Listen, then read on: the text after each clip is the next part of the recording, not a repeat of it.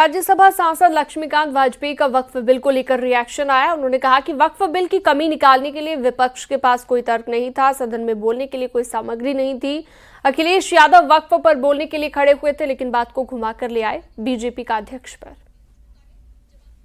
नहीं फैला रहा है। लोकसभा में, राज्यसभा में विपक्ष के वक्फ बोर्ड पे बोलने पर तेवर ही नहीं थे। अखिलेश यादव सबसे बड़े तुर्रम खां समझे जाते हैं अल्पसंख्यक समाज के। वो भाजपा के राष्ट्रीय अध्यक्ष की बात कर रहे थे वक्फ बोर्ड पर बोलते समय। इससे ही था कि उनके पास कोई सामग्री नहीं थी, कोई तर्क नहीं था, केवल मुस्लिम तुष्टीकरण। लेकिन साथ ही साथ ये डर भी था कि अगर हमने बहुत तेजी से बोले तो कहीं हमारा हिंदू वोट रख सक जाए। इसलिए दुविधा में दोनों गए। माया मिली न राम की स्थिति उन दलों की होने वाली है। बढ़ते आगे और अब आपको बताते हैं कि वक्फ संशोधन बिल पेश होने के बाद एक तरफ तो मुस्लिम समाज के लोग इस बिल का विरोध कर रहे हैं, दूसरी तरफ मुजफ्फरनगर के बुढ़ाना विधानसभा क्षेत्र के मुस्लिम समाज के सैकड़ों समाजवादी पार्टी कार्यकर्ताओं ने सपा पार्टी से इस्तीफा देकर राष्ट्रीय लोकदल का दामन थाम लिया। मुस्लिम लोगों का मानना है कि जयंत चौधरी उनके हक की आवाज पार्लियामेंट में सरकार के सामने बखूबी उठा रहे हैं और वक्फ संशोधन बिल पर जयंत चौधरी के साथ रहने से सहमत हैं। समाजवादी पार्टी से इस्तीफा देने वालों में ग्राम प्रधान, बीडीसी सदस्य और ब्लॉक प्रमुख जैसे नेता शामिल हैं। बुढ़ाना कस्बे के पीडब्ल्यूडी गेस्ट हाउस में विनोद प्रमुख के नेतृत्व में आयोजित कार्यक्रम के दौरान नए सदस्यों का बुढ़ाना ब्लॉक प्रमुख विनोद मलिक ने फूल मालाओं से स्वागत किया है।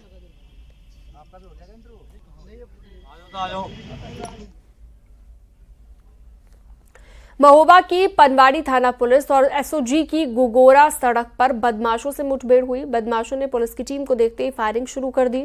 घेराबंदी कर सभी 3 आरोपियों को गिरफ्तार कर लिया गया है। तीनों पर हत्या, लूट का भी आरोप है। सभी पर गंभीर धाराओं में मामला दर्ज किया गया है। बदमाशों से पुलिस ने 3 तमंचे बरामद किए हैं। मुठभेड़ में एक बदमाश के पैर में गोली भी लगी है। चोरी की घटनाओं को अंजाम देने वाले 3 शातिर अभियुक्तों को पुलिस मुठभेड़ के दौरान गिरफ्तार किया गया है। यह मुठभेड़ पनवाड़ी थाना क्षेत्र के अंतर्गत गौरा के निकट हुई, जिसमें पुलिस ने आत्मरक्षार्थ फायरिंग की।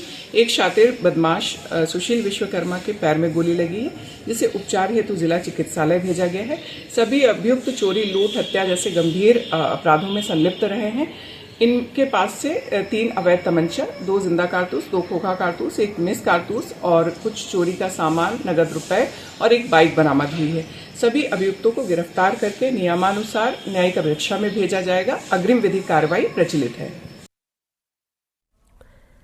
बुलंदशहर में बदमाशों ने दिन दहाड़े एक ज्वेलरी शॉप पर लूट की वारदात को अंजाम दिया। पहासू थाना क्षेत्र के मेन बाजार स्थित ज्वेलरी शॉप में ग्राहक बनकर आए बदमाशों ने असलहे के बल पर लूट की है। करीब 4 लाख के जेवरात बदमाश लूट कर ले गए हैं। सूचना के बाद पुलिस मौके पर पहुंची, सीसीटीवी खंगालने में जुटी हुई है।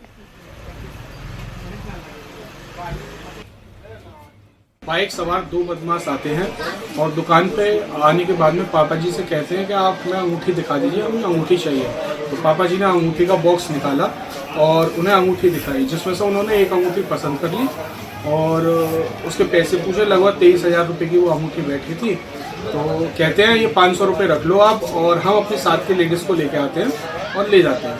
और तभी उसमें से एक बदमाश कहता है कि हमें ये वाला सामान, अलमारी की तरफ इशारा करके ये दे दो। पापा जी की निगाह घूमती है तो वो अंगूठी का बॉक्स उठा लेते हैं, अपने साथ रखते हैं और जल्दी से जल्दी दुकान से उतर जाते हैं।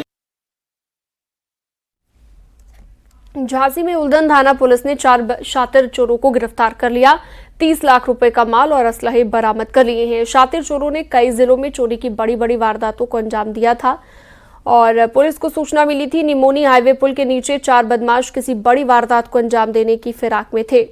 मौके पर पहुंचे और घेराबंदी कर आरोपियों को गिरफ्तार कर लिया गया।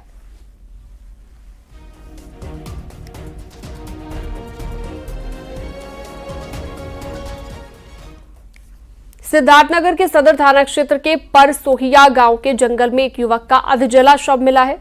शव की शिनाख्त सुनील वर्मा नाम के सुनार के रूप में हुई है, जो कि अपनी दुकान से किसी ग्राहक के घर जेवरात देने के लिए निकला था और रास्ते से गायब हो गया था। परिजनों ने गुमशुदगी की रिपोर्ट दर्ज कराई। अब जंगल में उसका शव मिला है।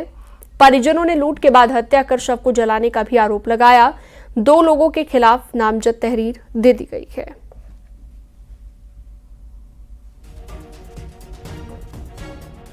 मृतक के शिनाख्त के प्रयास किए गए तो आज सवेरे मृतक की शिनाख्त श्री सुनील वर्मा पुत्र घनश्याम वर्मा निवासी रमुआपुर के रूप में उनके परिजनों द्वारा की गई है।